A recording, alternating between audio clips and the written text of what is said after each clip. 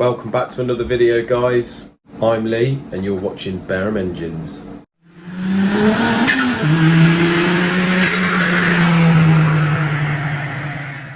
Right, we've got Isaac plodding on through the MG bits here, just cleaning them all up, blasting them. That's what he's been doing this morning. Got some of the older bits down there. I think we're going to put a new cam in it. But as you can see here, he's been blasting all the external bits and pulleys and what have you.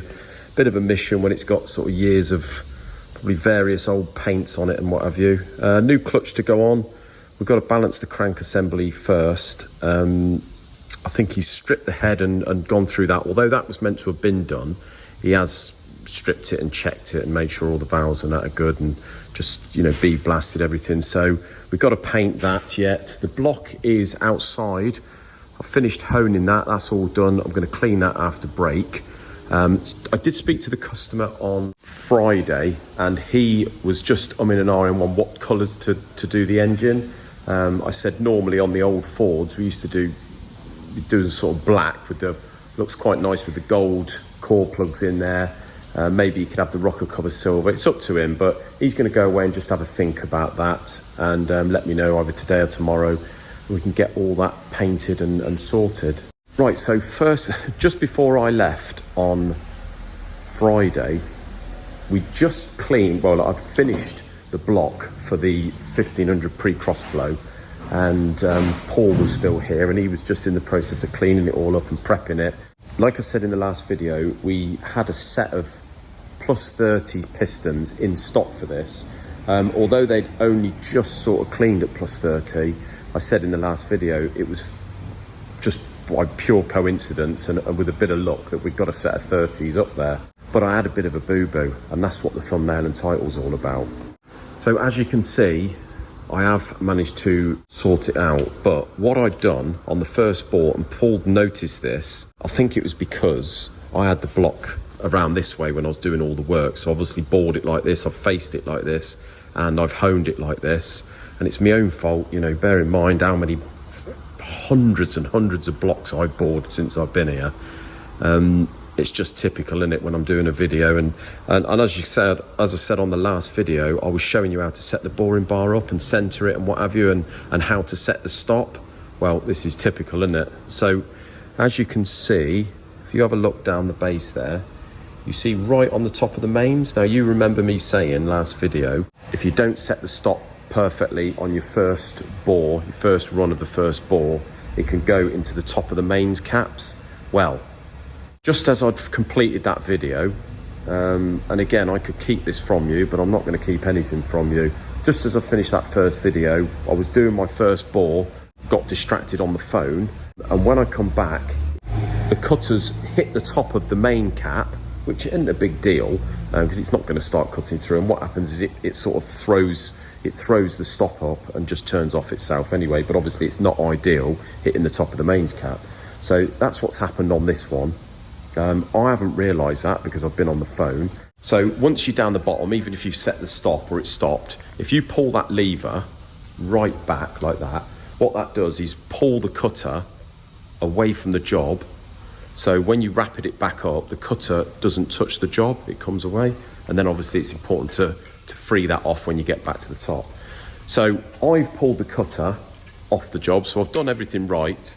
But what I think's happened is the tool, because it's at the bottom, it's actually moved very slightly, and just by, if it was 180 out, it would have missed the job anyway because the tool's moved. But what's happened, even though I've pulled that lever, it's just still touching the job and it's put a score up the bore. So Paul's noticed that after he's cleaned it. I've obviously gone away, honed it, and because it's the opposite side, I just haven't noticed it. Luckily he's seen it. I mean, we would have seen it when we fit the pistons anyway, but it was too much to hone out. I did take another half a thou off the bore, which would have been fine because these pistons have got a ring down the bottom, but it's not proper. So I spent all weekend worrying about that, what we're going to do. Obviously it was ideal because we had a set of pistons in stock, but John's gone upstairs, had a good look around, and he's actually found a set of 40s, the same piston, but in plus 40s. So this morning, I've just put the block up, honed it, and we're back to square one. So luckily it's clean. So wipe the sweat off my brow. Really weird how we've got a set of 30s and 40s up there. To be honest with you, the only reason we went to 30 is because we had a set of pistons there, but normally on these old blocks, when they've got a good old wear ridge up the top, we normally go to 40 anyway, so it's not like we've had to go really much extra. It'd have just been ideal if it would have gone to 30 and I hadn't buggered it up. But so yeah, guys, we're all human. Just glad I've managed to rectify it nice and easily. I hadn't had to do anything untoward, but yeah, lesson learnt there. Don't take your eye off it, or don't get distracted by the phone. I'll tell you what, right, we've just had a customer in here, and I don't like to slate customers when they're not here for me to slate in front of them, but this guy's been in here 2 or 3 times in the past, and whenever he comes in, it's almost like we're a last resort. He's rang around everyone. They're either very slightly too dear or a bit too far, and you know, you're sort of, yeah, you're not as good as them boys, but you know, I'm going to bring it to you and just get you to do half a job. One of them. The last time he come in, we just sort of put him off rather than telling him to just jog on. We just put him off, really, because you're thinking, I can't believe it. It was to do with the flywheel, I think, ages ago, and he was like, yeah, I spoke to so and so up country, and they're about £5 cheaper than you, you know. So, but you being local, I'm sort of almost thinking about going up there.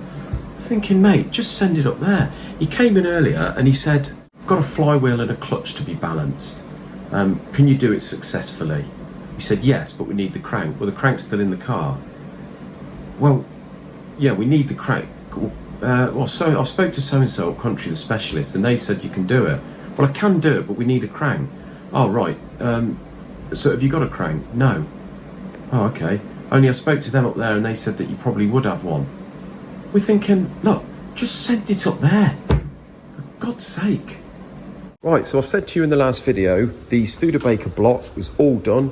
You can see my liners in the bottom there. I put the liners in, and I said the only job we've got to do on this was to put the new cam bearings in. So you've got a smaller one right at the end, which is not, the end ones are usually not a problem, but the two in the middle can be a bit of a problem. So what we've got there is we've got a load of dollies, we call them, and it's a case of really finding a dolly or machining a dolly that is very slightly smaller than the outside diameter of the old one and obviously the new one, and just slides in the inside there.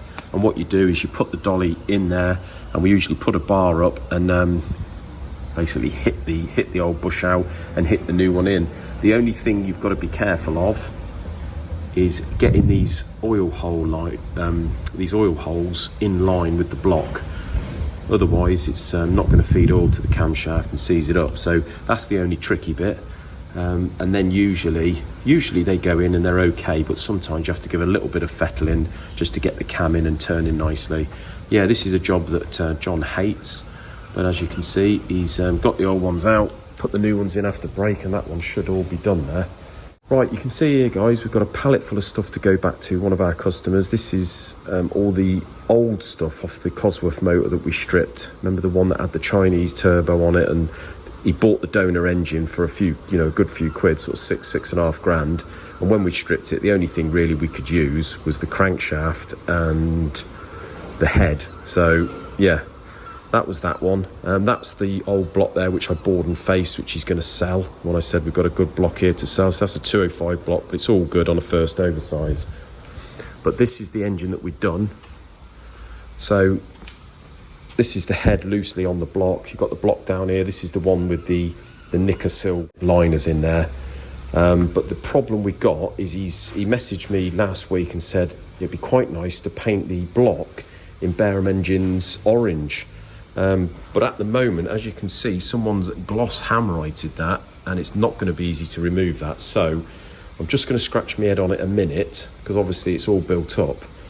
And maybe I'll sort of give him a ring and have a chat with him in a bit, see what he wants to do. But that's not going to be easy to get off at this stage. Really, ideally we need to strip it all out and repaint it that way, but get it sandblasted or something. But yeah, not ideal, and probably the worst paint you could put on that for us to cover it. So at this point, I'm just going to mull over that and give him a ring in a bit, probably.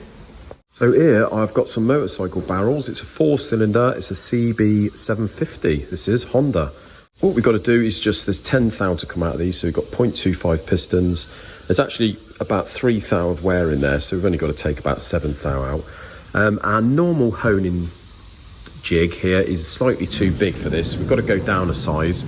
So what we've got here is our slightly smaller size. I think this one goes down to about 1.8 inch or something like that. But as you can see, it's a slightly different design. The stones sort of push in, the stones and the guys just push in there, and this little winder sort of winds them down and opens them all out, a little bit like the cat's paw center on the boring bar there. So as you're winding that down, it sort of pushes down some tapers, and which pushes these out. So I've just roughed these out. I'm going to let them cool, and then I'm just going to set up these are the rough stones, and I'm just going to put the smooth stones in, the finishing stones, and take the rest of it out. Right guys, we've got some good news and maybe a little bit of bad news, not sure. So the Golf GTI, the one that we've got the new engine from Volkswagen, Clover Cars over the road, they're doing the job for us. Great bunch of guys.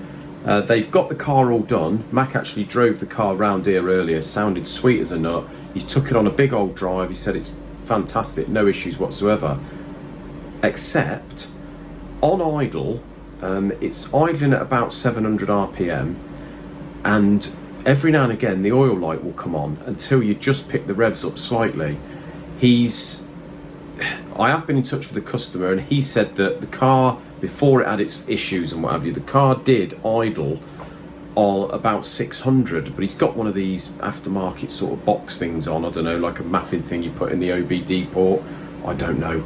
Max put that in and put it back on a standard map, and it now sort of idles at 750, something like that, but still having the issue. When he drove it round here, he took it on a drive and it didn't come on at all, the oil light, and it's, as I say, it sounds perfect. He's replaced all the switches and the senders and what have you. He's had a gauge on it, and he said it did read a little bit low to start with.